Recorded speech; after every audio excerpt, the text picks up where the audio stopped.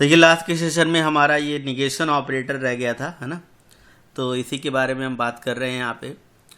अब जैसे मैंने यहाँ ए की वैल्यू यहाँ पे 3 ली और अगर ए का हम निगेशन करते हैं तो आप यहाँ देख सकते हो ए का निगेशन यानी कि 3 है, तो यहाँ पे माइनस आपका आ जा रहा है -4 आ जाएगा इसका आंसर।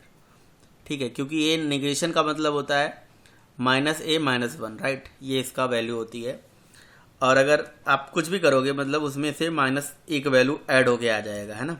जैसे मैं -6 लेता हूँ, सॉरी A6 लेता हूँ, तो इसका जो वैल्यू आ जाएगा वो निगेशन में एक जुड़ के आ जाएगा -7। ठीक है ना। तो ये वर्क कैसे करता है? वर्क ऐसे करता है कि जैसे A की जो वैल्यू है ना, वो 3 है, तो उसका बाइनरी जो रिप्रेजेंटेशन होगा वो होगा कहीं ना कहीं 2 1, यानी कि 1 1 होगा, है ना। लेकिन इसको 0 0 के साथ इसलिए लिखा गया है क्योंकि 8 बिट के रिप्रेजेंटेशन में ये पूरा ऐसे लिखा जाता है। अगर कोई भी डिजिट कहीं 0 से स्टार्ट हो रही है, लास्ट में पहले मतलब 0 आ जा रहा है, तो ये 0 रिप्रेजेंट करता है कि भैया वो नंबर नेगेटिव है। अगर 1 होता तो वो रिप्रेजेंट करता है कि पॉजिटिव है। ठीक है। अब इसके बाद अगर हम इस 3 का, यानी कि ये 3 की वैल्यू हो गई, ये 3 की वैल्यू हो गई 3 इक्वल टू, है ना, ये 3 इक्वल टू की वैल्यू हो गई। और अगर हम 3 निगेशन की वैल्यू निकालें तो वो जो वैल्यू होगी वो होगी अपने आप में, सॉरी, ये हो गया हमारा निगेशन 3। निगेशन 3 की वैल्यू जो हो जाएगी वो हो जाएगी मतलब इसी का बिल्कुल उल्टा, है ना। यानी कि जहाँ 0 है 1 कर दो, जहाँ 1 है वहाँ 0 कर दो, ये उसका वैल्यू हो गया। तो अब ये देखोगे आप कि ये तो 3 है लेकिन ये वैल्यू तो बहुत बड़ी हो जाएगी, है ना। तो ये बेसिकली होता है 2's कॉम्प्लीमेंट। इसको क्या करा जाएगा पता है? इसको इसका 2's कॉम्प्लीमेंट निकाला जाएगा। ये जो आपको यहाँ पे दिख रहा है कि ये वैल्यू यहाँ पे निगेशन की वैल्यू आपको लग रहा है कि यही इतना है, लेकिन ये निकला कैसे देखिए। मतलब इसका आंसर 4 कैसे आया, क्योंकि ये तो 4 आएगा नहीं। तो इसका आंसर 4 ऐसे आता है कि ये जो नंबर है ना, इसमें 1 जोड़ दिया जाएगा, राइट। तो अगर इसमें 1 जोड़ोगे, 1 जोड़ने के बाद इसका आउटपुट क्या आएगा? इसको 1 जोड़ो इसमें, है ना, तो लास्ट में 1 1 इसका आउटपुट आएगा आपके लिए, मैं बताता हूँ। इसमें अगर 1 जोड़ोगे आप लास्ट में 0 0 0 0, क्योंकि ये जो नंबर होता है ना, जो भी आप यहाँ पे नंबर देते हो, इस पर्टिकुलर नंबर का 2's कॉम्प्लीमेंट निकाला जाता है, समझ रहे हो। तो ये जो वैल्यू होगी वो होगी कहीं ना कहीं इसमें 1 जोड़ो ना, अब ये 1 1 जोड़ोगे तो 0 हो जाएगा, 0 कैरी 1 हो जाएगा। फिर 1 1 जोड़ोगे तो 0 कैरी 1 हो जाएगा। बाकी लास्ट में 0 1 1 हो जाएगा और फिर लास्ट में सारे बचेंगे 0, तो हो जाएंगे 0 0 0 एंड 0, राइट। ये हो जाएगा एक और 0, क्योंकि ये हो जाएगा 5 डिजिट और लास्ट में 1 डिजिट। तो ये टोटल इसकी वैल्यू हो गई 0 0 0 0 करके, राइट। अब इसकी अगर वैल्यू देखोगे तो ये क्या है पता है? ये है 4, क्योंकि ये 0 हो गया, ये 1 हो गया और ये 2 होगा, 2 के पावर 1, 2 के पावर 2, सॉरी, 2 के पावर 0, 2 के पावर 1 एंड 2 के पावर 2। 2 के पावर 2 की वैल्यू कितनी होती है? 4। समझ में आ रहा है? तो ये जब इसमें 1 ऐड आपने किया, इसकी वैल्यू हो गई 4, राइट। और उसको निगेटिव कर दिया आपने, नॉट कर दिया, तो नॉट मतलब ये माइनस वैल्यू हो जाती है, इसलिए वो माइनस में आपको दिखता है, इसलिए -4 दिखता है। तो इसका सिंपल सा फार्मूला है, आप देखो ऐसे निकाला करो, सिंपल सा मतलब है 2's कॉम्प्लीमेंट ही निकालो, डायरेक्ट खत्म कहानी। जैसे ए की वैल्यू 3 थी और आप ए की वैल्यू 3 थी और आपको निकालना निगेशन, तो आपने लगाया निगेशन, तो -3 की जो वैल्यू होगी यानी कि निगेशन 3 की वैल्यू जो होगी वो डायरेक्टली क्या करोगे आप? डायरेक्टली इसके अंदर एक ऐड कर दो, डायरेक्टली इसके अंदर एक ऐड कर दो नंबर, है ना। तो जब एक ऐड करोगे भाई, किसी भी नंबर में एक ऐड कर दो, इसमें एक ऐड करोगे, ये आपने +1 कर दिया तो इसमें प्लस करने के बाद इसकी जो वैल्यू आ जाएगी वो आ जाएगी 0 0 0 0 0 और 1, उसके बाद 0 0, ये आ जाएगा। बस बात खत्म, ये इसका आंसर हो जाएगा। अब इसको डेसिमल में कन्वर्ट करोगे तो डेसिमल में इसकी जो वैल्यू होगी वो 4, दैट्स इट। तो अब ए की वैल्यू आज 3 है, तो इसलिए इसका आंसर 4 आया। अब कल को यहाँ 6 होगा तो 6 के लिए 7 ऐसे ही आ जाएगा। बस खत्म कहानी। टूज कॉम्प्लीमेंट डायरेक्टली आपको निकालना है। ठीक है, बोलो। ठीक है सर। अगर नहीं समझ में आ रहा है तो भी बताइए आप। नहीं आ रहा है सर। नहीं आ रहा है समझ में, ठीक है।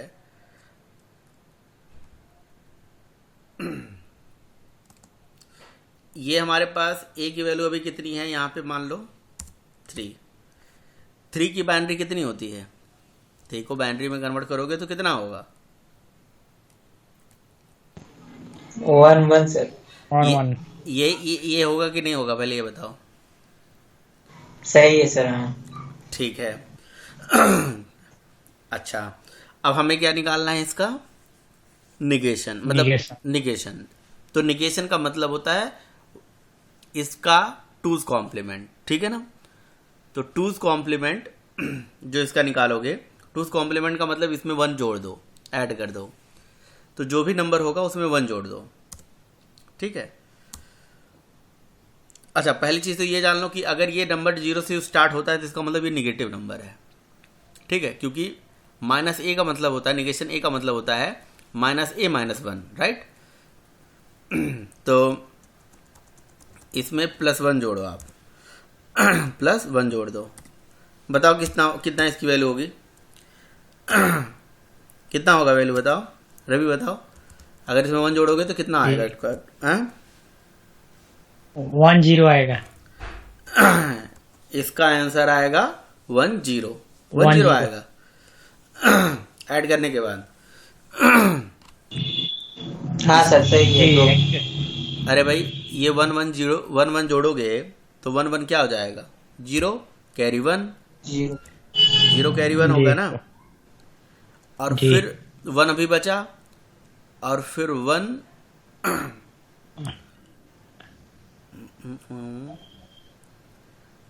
हो जाएगा सर। ये तो मैंने गलत निकाला है ना। रुको, यहाँ ऊपर तो ये होगा ना। अरे ए की जो वैल्यू, बाइनरी वैल्यू है, वो ऐसे है 3 की सर। हाँ, अब हो जाएगा 1 1 0। तो ये हो जाएगा 2 3 5, एक और 0 बढ़ाओ ना यार। ठीक है, तो इसमें जब 1 जोड़ोगे तो इसका आंसर क्या हो जाएगा, बताना जरा। 1 0 0 1 0 0 और आगे 0 लगाना ही पड़ेगा भाई। कितना 0 लगाना पड़ेगा? 3 है तो 5 लगा दो। 1 2 3 4 5। अब ये मुझे बताओ, इसका डेसिमल निकालो, कितना आ जाएगा? 4। तो बस ये आंसर है। सर एक चीज है। हाँ, ये आगे सर जो 0 लगा है तो ये माइनस वैल्यू है, ठीक है। हाँ, वहाँ प्लस करने के लिए सर 1 ऐड कर सकते हैं। प्लस करने हम ऐसे ही अपने मन से क्यों ऐड कर लेंगे? जो रूल के हिसाब से करेंगे ना। देखो, कोई भी नेगेटिव नंबर अगर होता है तो हमेशा बाइनरी में 0 से स्टार्ट होता है, पॉजिटिव होता है तो 1 से स्टार्ट होता है। बस बात खत्म। हम अपने मन से नहीं ऐड कर रहे हैं। ये चीज़ जो मैं ऐड कर रहा हूँ ये अपने मन से ऐड नहीं कर रहा हूँ, ये टूज कॉम्प्लीमेंट है, राइट। तो निगेशन यही कहता है कि भैया निगेशन का मतलब यही होता है कि अगर मान लो negation A is equal to आप कर रहे हो तो इसकी जो वैल्यू होती है टूज कॉम्प्लीमेंट होती है। कल को यहाँ पे 6 होता मान लो। 6 की बाइनरी वैल्यू कितनी होती है बताइए जरा। 6 की कोई बाइनरी वैल्यू होती ना, कितनी होती? हाँ सर, 1 1 0 होती है। 1 1 0 1 1 0 यही होती है ना। अब इसका 1 कॉम्प्लीमेंट निकाल दो, यानी कि इसमें 1 जोड़ दो, ठीक है। तो 0 1 कितना हो जाएगा बताना जरा। 0 1 हो गया आपका 1 1 जीरो 1 हो जाए सर। 1 1 हो जाएगा ना। अब 1 1 जो हाँ सर, वैल्यू होगी वो किसकी होगी बताइए जरा। 7 की सर, हाँ 7। बस बात खत्म। तो यही चीज़ आपको करना है, समझे कि नहीं रवि। जी सर। बस टूज कॉम्प्लीमेंट निकाल दो डायरेक्टली, और चूंकि वो 0 से स्टार्ट हो रहा है इसलिए माइनस आपको दिखा रहा है। ऐसा है। चलिए, तो ये हो गया भैया, कहानी खत्म है ना, निगेशन पेगेशन जो भी था। बाकी और बताइए, हमारा ऑपरेटर से रिलेटेड आपने एसोसिएटिविटी वगैरह की प्रैक्टिस करी, कुछ एसोसिएटिविटी या प्रेसिडेंस। प्रैक्टिस कर लेना एसोसिएटिविटी के एग्जाम्पल्स नेट से देख के निकाल के कुछ की प्रैक्टिस कर लेना कि भैया एसोसिएटिविटी के और क्या क्या एग्जाम्पल हैं, प्रेसिडेंस के और कौन कौन एग्जाम्पल हैं। बाकी और कोई ऑपरेटर रह गया हो तो आप मेरे से पूछ सकते हो, जैसे रिलेशनल, लॉजिकल, है ना, लॉजिकल एंड, लॉजिकल और बिट वाइज शिफ्ट ऑपरेटर, है ना, और क्या था जो भी था, टर्नरी ऑपरेटर वगैरह वगैरह, और sir loop and conditions. Loop, हाँ जी क्या कह रहे हो। रिटर्न को ऐसे कंडीशन में रखेंगे। कौन से रिटर्न जैसे जैसे रिटर्न वैल्यू होता है ना, एक कीवर्ड होता है ना रिटर्न। रिटर्न मेथड का रिटर्न स्टेटमेंट। हाँ हाँ जी। मेथड का रिटर्न स्टेटमेंट कोई जरूरी नहीं है कंडीशन में रखें, रख भी सकते हैं, अगर जरूरत है तो रख यही दीजिए, कुछ। कोई जरूरी नहीं है। हमेशा सर वो लास्ट स्टेटमेंट में होता है ना। नहीं, कंडीशन के साथ बीच में भी चल सकता है। अगर सपोज करो लेकिन कोई मेथड है, उस मेथड में मैंने कंडीशन लगा दिया कि अगर ये वैल्यू इसके इक्वल है तो रिटर्न ये हो जाए, नहीं तो ये हो जाए, नहीं तो ये हो जाए, वो बीच में भी हो सकता है। एंड में तो रहेगा ही ना सर एक। हाँ बिल्कुल सही बात है, एक तो रहेगा एंड में, ये सही कह रहे हो आप।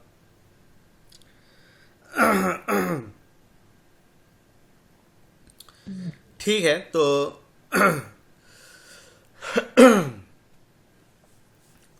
फंडामेंटल में मेरे ख्याल से सारी चीज़ें हो गई थी। हमारा कीवर्ड हो गया, keyword identifier, variable, data type, literals, type casting, type promotion, है ना, मेथड्स, और उसके बाद आपका क्या नाम है, आपके डिफरेंट कॉन्स्ट्रक्ट, जो if, else, switch case, for, while, do while, है ना। तो अब ऊप से स्टार्ट कर लेते हैं, राइट। ये जो फंडामेंटल है आपका, ये बहुत इंपॉर्टेंट है, इन सबसे इंपॉर्टेंट है। Oops, object oriented programming concept. तो ऊप्स के बारे में मैंने बताया था कि ये होता क्या है। ऊप्स जो होता है ये basically object oriented programming concept होता है ना। तो इसके बारे में मैंने आपको बताया था कि भाई जावा जो है हमारी एक ऑब्जेक्ट ओरिएंटेड प्रोग्रामिंग लैंग्वेज है, और जावा ऑब्जेक्ट ओरिएंटेड प्रोग्रामिंग लैंग्वेज है, या कोई भी language object oriented programming language कब कहलाता है, जब ऊप्स के सारे कंसेप्ट को फॉलो करता है। और ऊप्स के बहुत सारे जो कंसेप्ट हैं वो कौन कौन से हैं, जैसे ऑब्जेक्ट है, क्लास है ना, इनकैप्सुलेशन है, इनहेरिटेंस है, ठीक है। तो ये सारे कंसेप्ट जो लैंग्वेज फॉलो करती है वो एटसेट्रा और बहुत सारे हैं, वो ऊप्स कहलाती है। तो ऊप्स के बारे में मैंने बताया था कि oops stand for object oriented programming concepts. S जो है कंसेप्ट्स को डिनोट करता है, क्योंकि इसके अंदर बहुत सारे कंसेप्ट हैं, ये सारे कंसेप्ट हैं, object, class, inheritance, encapsulation etcetera. तो कलेक्टिवली इन सारे कंसेप्ट को मिला के हम ऊप्स बोलते हैं, ठीक है। तो इसी को हमें स्टार्ट करना है, इसी के बारे में पढ़ना है। और जो भी लैंग्वेज ऊप्स के सारे कंसेप्ट को फॉलो करती है वो ऑब्जेक्ट ओरिएंटेड प्रोग्रामिंग लैंग्वेज कहलाती है, राइट। तो देखिए, तो बात ये है कि एक ऐसी भी लैंग्वेज होती है, जब हम ऊप्स की बात करते हैं, ऑब्जेक्ट ओरिएंटेड की बात करते हैं, ऑब्जेक्ट ओरिएंटेड की बात करते हैं, तो ऑब्जेक्ट से रिलेटेड हमारे पास 3-4 टर्म आ जाते हैं भाई। ऑब्जेक्ट से ही रिलेटेड हमारे पास एक ऑब्जेक्ट ओरिएंटेड प्रोग्रामिंग लैंग्वेज आ जाती है, एक ऑब्जेक्ट बेस्ड प्रोग्रामिंग लैंग्वेज आ जाती है, और एक pure object oriented programming language आ जाती है। तो क्या मुझे कोई बताएगा object oriented object based programming language में क्या डिफरेंस होता है? देव बताओ, देव। देव बताओगे ऑब्जेक्ट ओरिएंटेड ऑब्जेक्ट बेस्ड और pure object oriented programming languages में क्या डिफरेंस होता है? क्योंकि जब हम से स्टार्ट करते हैं ऑब्जेक्ट ओरिएंटेड की बात करते हैं तो ये तीनों लैंग्वेजेस में मतलब डिफरेंस पता होना चाहिए और इवन बताया भी है आपको। हाँ जी, यस सर। बताइए। बताएं सर। देव बताएंगे।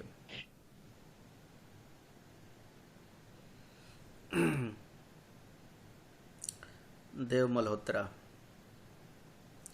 Please tell us what is difference between object oriented object based and pure object oriented programming language.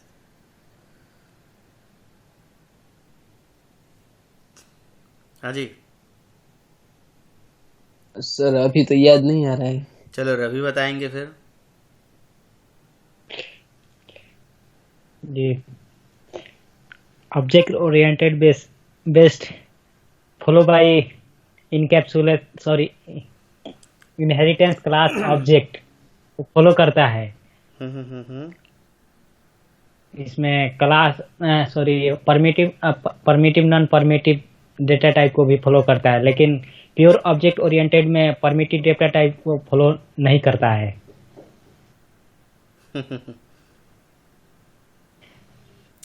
नहीं समझ में आ रहा है मुझे। प्योर आपको पता है, निशांत पता है नॉलेज होना बड़ी बात नहीं है, नॉलेज को रिप्रेजेंट करना बहुत बड़ी बात है, तभी इंटरव्यू में सक्सेस हो गए आप। नॉलेज को रिप्रेजेंट करो। हाँ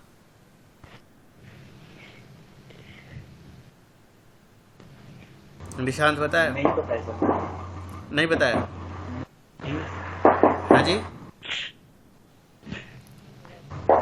नहीं पता है सर। अच्छा ठीक है, मैं बताता हूँ, चलिए देखिए।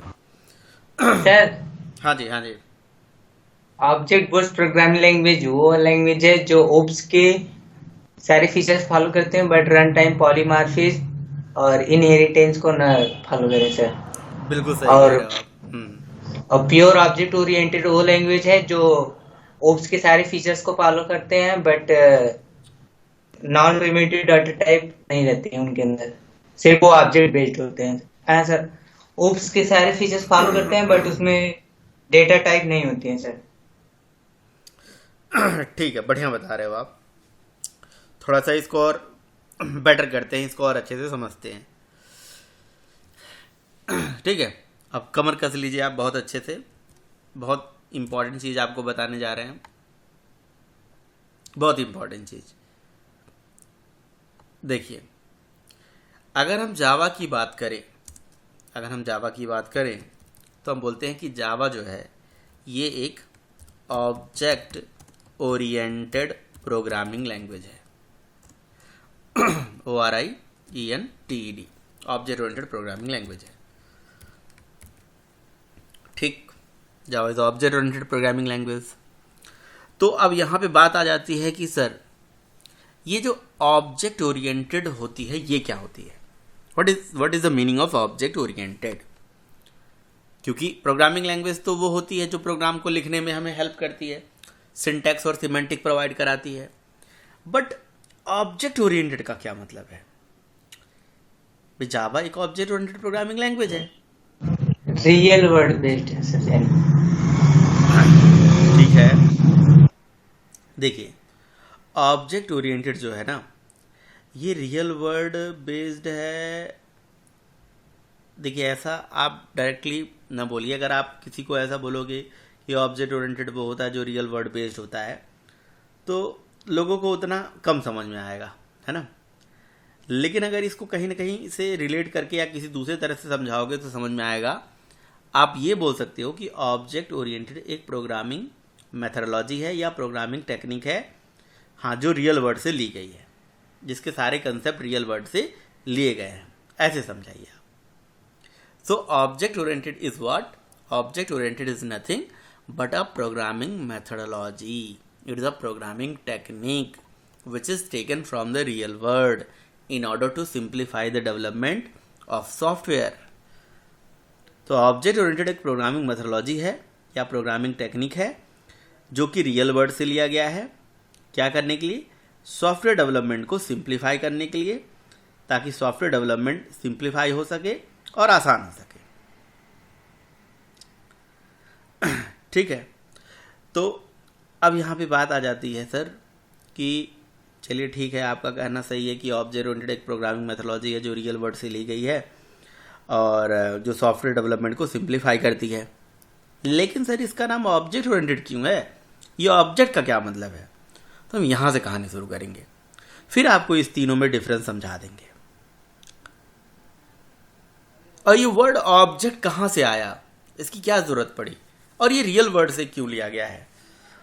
तो मैंने आपको बताया था, बहुत पहले भी बताया था, एक बार फिर से बताता हूँ कि देखिए बेसिकली जब जावा बनाई जा रही थी, है ना, तो जावा से पहले भी हमारी प्रोग्रामिंग लैंग्वेज थी और वो प्रोग्रामिंग लैंग्वेज थी सी। और जो सी फॉलो करता था वो एक अप्रोच को फॉलो करता था जिस अप्रोच का नाम है प्रोसीजरल ओरिएंटेड। यानी कि जावा से पहले भी सी प्रोग्रामिंग लैंग्वेज थी, सी ऑलरेडी एक प्रोग्रामिंग अप्रोच को फॉलो करता था जिसका नाम था प्रोसीजरल ओरिएंटेड। उसमें कमी थी, और उसे कमी ये थी कि वो कंसेप्ट जो था वो उसको थोड़ा समझना हमारे लिए टफ हुआ करता था, क्योंकि उसके जो भी कंसेप्ट होते थे उसको हमें याद करना पड़ता था, रिमेंबर करना पड़ता था, उसको हम रियल वर्ड से रिलेट नहीं कर पा रहे थे। मैंने आपको बहुत ही स्टार्टिंग बताया था कि जब भी हम कोई प्रोग्रामिंग सीखते हैं, कभी किसी भी लैंग्वेज में प्रोग्राम बनाते हैं, तो प्रोग्रामिंग हमारे लिए बहुत ईजी हो सकती है अगर हम उसको रियल वर्ड से रिलेट करें, कोई भी एग्जाम्पल से उसको मैच कर लें, उसको किसी एग्जाम्पल के थ्रू रिलेट कर लें, तो वो चीज़ें हमें हमेशा के लिए रिमेंबर हो जाएंगी। तो इसी चीज़ पे फोकस किया गया ऑब्जेक्ट ओरिएंटेड में, और इसके जितने भी कंसेप्ट हैं वो रियल वर्ड से लिए गए। तो ऑब्जेक्ट ओरिएंटेड के जितने भी कंसेप्ट हैं, जैसे एक ऑब्जेक्ट कंसेप्ट है, ये क्लास कंसेप्ट है, इनकैप्सुलेशन, इनहेरिटेंस एटसेट्रा, बहुत सारे कंसेप्ट हैं, ये सारे कंसेप्ट रियल वर्ड से लिए गए हैं। और अब आपने कहा सर कैसे, जरा ऑब्जेक्ट का मतलब बताओ, ये कहाँ से रियल वर्ड से लिया गया है और इसका मतलब क्या होता है, what do you mean by the term object, है ना। तो देखिए आप में से कोई बता सकता है कि मुझे ये कहाँ से लिया गया है, या ऑब्जेक्ट का मतलब क्या होता है, इसका नाम ऑब्जेक्ट ही क्यों है? हाँ सर, जो जावा के डेवलपर हैं सर, उन्होंने जावा रियल वर्ल्ड में देखा। जावा के नहीं, ऊप्स के क्रिएटर, ऊप्स जिन्होंने बनाया। अच्छा सर, ओप्स के क्रिएटर, हाँ हाँ सर।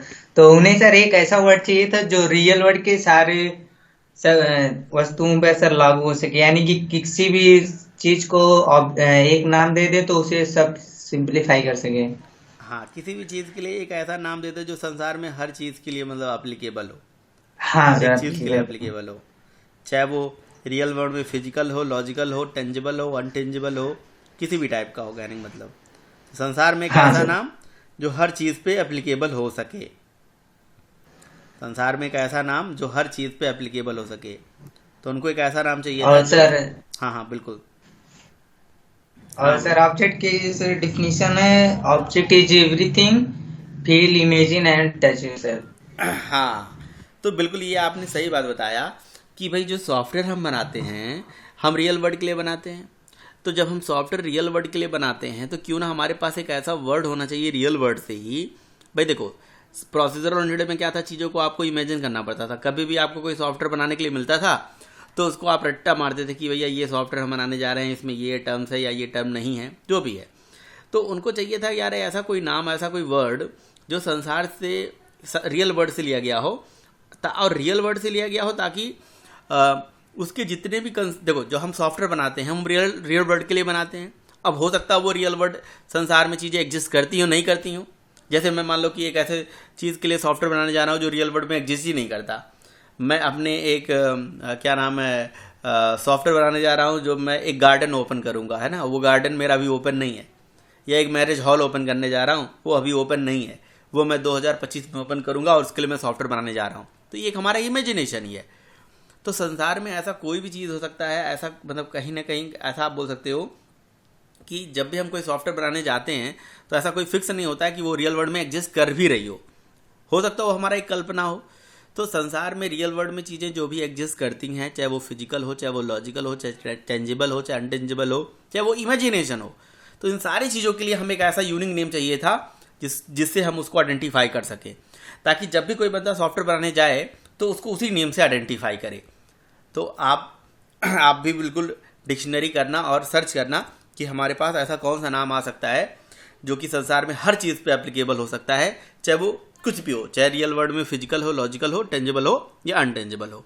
ठीक है, आप अगर आपके पास गाड़ी है या आपके पास कोई बाइक है तो वहाँ पे देखते होगे शीशे में लिखा होता है कि objects in the mirror closer then they appears, ऐसे कुछ लिखा होता है। देखा कभी ध्यान से आप लोगों ने? Objects in the mirror closer then they appears ऐसे करके लिखा होता है ना? तो वहाँ ऑब्जेक्ट का मतलब क्या? ऑब्जेक्ट का मतलब कुछ भी जो आपको दिख रही है ना, जो मिरर में दिख रही है वो थोड़ा सा ये मान के चलो कि और थोड़ा क्लोजर है आपसे, बहुत नज़दीक है ना? तो वहाँ पे कहने का मतलब, ऑब्जेक्ट का कहने का मतलब यही होता है कि कुछ भी, चाहे वो कोई वस्तु हो सकती है, कोई वो आदमी हो सकता है, कोई गाड़ी हो सकता है, कुछ भी हो सकता है, कोई जानवर हो सकता है। तो ऑब्जेक्ट जो वर्ड यूज करा गया वो ना संसार में किसी भी चीज़ के लिए यूज करा गया। तो इसीलिए जो ऑब्जेक्ट की डेफिनेशन होती है, राहुल ने सही बताया कि object is anything in the real world which we can see, touch, feel and imagine, which having their physical, logical, tangible or untangible existence, known as object. संसार में कोई भी चीज़ एक ऑब्जेक्ट माना जाता है, कुछ भी। Everything is an object in real world. आप हो, हम हैं, हवा है, पानी है, सब कुछ एक ऑब्जेक्ट है। Everything is an object in the real world which we can see, touch, feel and imagine, which having their physical, logical, tangible और untangible existence. अब क्वेश्चन आता है कि ऑब्जेक्ट ओरिएंटेड में ऑब्जेक्ट वर्ड या ऑब्जेक्ट ही क्या है, या ऑब्जेक्ट वर्ड कहाँ से आया? तो आपको ये बात समझ में आ गया होगा कि बेसिकली इनको चाहिए था रियल वर्ल्ड में एक ऐसा नाम जो संसार में हर चीज़ पे एप्लीकेबल हो सके, तो ताकि जब भी आप कोई सॉफ्टवेयर बनाने जाएं तो वही यूनिक नेम आप यूज करें। तो संसार में ऐसा कौन सा नाम है जो हर रियल वर्ल्ड एंटिटी पे लगाया जा सकता है? वो नाम कुछ और नहीं है, वो है ऑब्जेक्ट। तो इसीलिए हम बोलते हैं भैया object is anything which exist in the real world which we can see, touch, feel and imagine. तो ऑब्जेक्ट ओरिएंटेड प्रोग्रामिंग मेथोलॉजी में ऑब्जेक्ट वर्ड यहाँ से आया। ठीक है, बोलो भाई। सर ठीक है, अब ऐसा कहा जाता है कि जब भी आप ऑब्जेक्ट ओरिएंटेड प्रोग्रामिंग में कोई प्रोग्राम बनाते हो, ठीक है, तो अच्छा, इसीलिए यहाँ पे जो वर्ड आया ऑब्जेक्ट ओरिएंटेड आया, इसीलिए इसका नाम ऑब्जेक्ट ओरिएंटेड है, क्योंकि everything is oriented from the objects. तो ये तो बात समझ में आ गई। अच्छा, अब ये ऑब्जेक्ट ही नहीं, ऑब्जेक्ट से रिलेटेड और भी कंसेप्ट आए, यानी कि भाई जैसे प्रोग्रामिंग की अगर हम बात करें तो प्रोग्रामिंग केवल इसी से तो नहीं ना होगी, और भी चीज़ों की ज़रूरत पड़ेगी। ठीक है, ऑब्जेक्ट का मतलब तो समझ में आ गया, लेकिन प्रोग्रामिंग के लिए और बहुत सारी चीज़ों की ज़रूरत पड़ेगी, बहुत सारे कंसेप्ट की ज़रूरत पड़ेगी। तो इसीलिए बहुत सारे कंसेप्ट बनाए गए ऑब्जेक्ट ओरिएंटेड मेथोलॉजी के अंदर। वो सारे कंसेप्ट ये हैं: ऑब्जेक्ट, क्लास, इनहेरिटेंस, इनकैप्सुलेशन। तो इन सारे कंसेप्ट को मिला के हमने एक सिंगल नाम से इसे एक्सप्लेन कर दिया, ऊप्स। तो oops stand for object oriented programming concepts. ठीक है, बात समझ में आ रही है? तो ऑब्जेक्ट ओरिएंटेड प्रोग्रामिंग कंसेप्ट्स क्या है? सारी चीज़ों को मिला के हम ऊप्स बोलते हैं। ऐसी प्रोग्रामिंग लैंग्वेज जो ऊप्स के सारे कंसेप्ट को फॉलो करती है, ऐसी प्रोग्रामिंग लैंग्वेज जो ऊप्स के सारे कंसेप्ट को फॉलो करती है, वो ऑब्जेक्ट ओरिएंटेड प्रोग्रामिंग लैंग्वेज कहलाती है। कोई भी लैंग्वेज है जो ऊप्स के सारे रूल को फॉलो करे, जैसे जावा है, ये सारे रूल को फॉलो करती है, तो ऑब्जेक्ट ओरिएंटेड प्रोग्रामिंग लैंग्वेज कहलाती है। कुछ ऐसी भी लैंग्वेज हैं जो इनमें से कुछ रूल को फॉलो नहीं करती हैं, जैसे रन टाइम पॉलीमॉर्फिज्म हो गया, इनहेरिटेंस हो गया, वो ऑब्जेक्ट बेस्ड कहलाती हैं। तो ऑब्जेक्ट ओरिएंटेड लैंग्वेजेस C++, जावा, .NET, PHP ऑब्जेक्ट ओरिएंटेड है। ऑब्जेक्ट बेस्ड लैंग्वेजेस जैसे VB स्क्रिप्ट, जावा स्क्रिप्ट, PHP ऑब्जेक्ट बेस्ड है। ऑब्जेक्ट बेस्ड लैंग्वेजेस होती हैं जो ऊप्स के कुछ रूल को फॉलो नहीं करती हैं, जैसे रन टाइम पॉलीमॉर्फिज्म हो गया, जैसे इनहेरिटेंस हो गया, ये इनको फॉलो नहीं करती हैं, वो ऑब्जेक्ट बेस्ड कहलाती हैं। और ऑब्जेक्ट ओरिएंटेड लैंग्वेजेस जो होती हैं वो ऊप्स के सारे रूल को फॉलो करती हैं। राइट, चलिए अब इसके बाद आ जाता है प्योर ऑब्जेक्ट ओरिएंटेड लैंग्वेज। क्या होती हैं? प्योर ऑब्जेक्ट ओरिएंटेड लैंग्वेज होती हैं जिनमें हर चीज़ ऑब्जेक्ट्स के फॉर्म में रिप्रेजेंट हो, इवन उसके अंदर प्रिमिटिव डेटा टाइप का भी सपोर्ट ना हो। ठीक है, जिसमें हर चीज़ ऑब्जेक्ट से हो, ऑब्जेक्ट के बिना कोई काम हो ही ना पाए। तो ऐसी लैंग्वेज जिसमें हर चीज़ ऑब्जेक्ट्स के थ्रू रिप्रेजेंट होता हो, ऑब्जेक्ट के बिना कोई काम ही नहीं हो पाता हो, वो प्योर ऑब्जेक्ट ओरिएंटेड लैंग्वेजेस कहलाती हैं। तो जो जावा है हमारी, वो प्योर ऑब्जेक्ट ओरिएंटेड लैंग्वेज की कैटेगरी में नहीं आती है। स्मॉल टॉक नाम की एक लैंग्वेज है जिसको हम प्योर ऑब्जेक्ट ओरिएंटेड लैंग्वेज बोलते हैं। Small talk is a pure object oriented language. Java is not a pure, Java is not a truly object oriented programming language. ठीक है, वो ट्रूली ऑब्जेक्ट ओरिएंटेड यानी कि pure object oriented programming language नहीं कहलाती है, क्योंकि यहाँ पे प्रिमिटिव डेटा टाइप का सपोर्ट है, इसलिए जावा प्योर ऑब्जेक्ट ओरिएंटेड लैंग्वेज नहीं है। तो ये कहानी होती है भाई।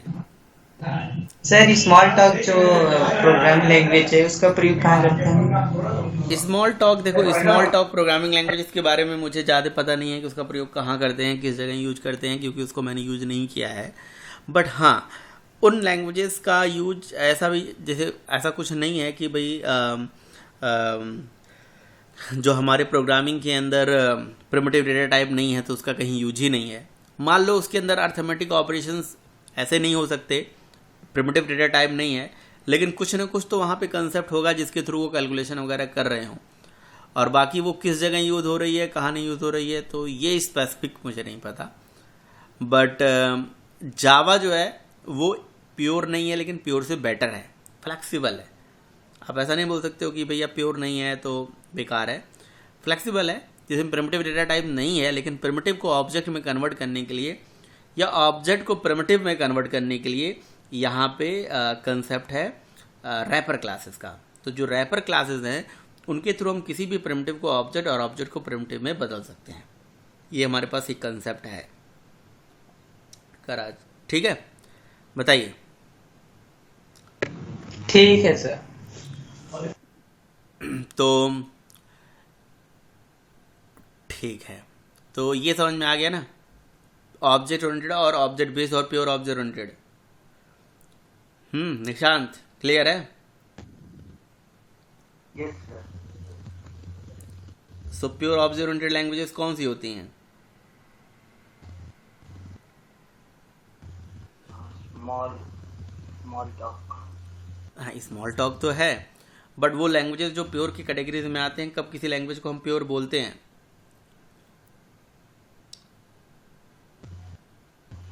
जिसमें प्रिमिटिव डेटा टाइप का यूज नहीं होता है, जिसके अंदर हमारा प्रिमिटिव डेटा टाइप का सपोर्ट नहीं होता है और हर चीज़ ऑब्जेक्ट्स के फॉर्म में रिप्रेजेंट हो सके। Everything is represented in the form of objects. तो जावा के अंदर प्रिमिटिव डेटा टाइप का सपोर्ट है और इवन स्टैटिक का सपोर्ट है। स्टैटिक की वजह से भी जावा को हम प्योर नहीं बोलते हैं। ठीक है, ठीक है। तो अच्छा, ऊप्स का मतलब समझ में आया? Oops stand for object oriented programming concept. अच्छा, तो जो लैंग्वेज ऊप्स के सारे रूल को फॉलो कर रही है ऑब्जेक्ट ओरिएंटेड प्रोग्रामिंग लैंग्वेज, जो ऊप्स के कुछ रूल को फॉलो नहीं कर रही है, run time polymorphism, inheritance, object based, और जिसमें हर चीज़ ऑब्जेक्ट के फॉर्म में रिप्रेजेंट हो रही है, वो truly object oriented. Java is not a pure but is a better than pure, is object oriented language. यहाँ पे क्या है कि भैया ऑब्जेक्ट को प्रिमिटिव को ऑब्जेक्ट में कन्वर्ट करने की फैसिलिटी है।